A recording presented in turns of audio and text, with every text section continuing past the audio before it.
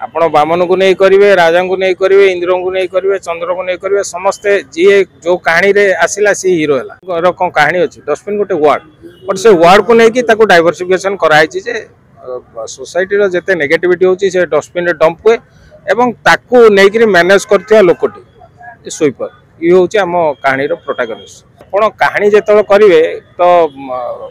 आपण बामन को नहीं करेंगे, राजा को नहीं करेंगे, इंद्र को नहीं करेंगे, चंद्र को नहीं करेंगे, समस्ते जी जो कहानी रे आसिला सी हीरो है तो आमर एठी हीरो ये सोसाइटी सी गोटे नीड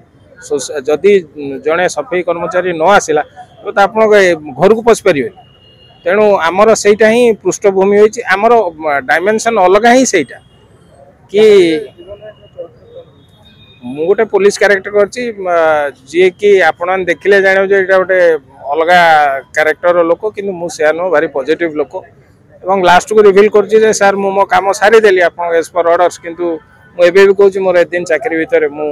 केबे अन्याय अनीति करिन तो आज सोसाइटी रे भी ऑनेस्ट लोक अछंती किंतु लोक तांको अलग ढांकुणी रे देखन डस्टबिन को समस्त सोसाइटी यूज जमी करन समस्त यूज करन कि डस्टबिन जो अजब जिनस बाहरला सेटा होची क्वेश्चन मार्क हैला पुलिस को जे डस्टबिन एटा पकोची कि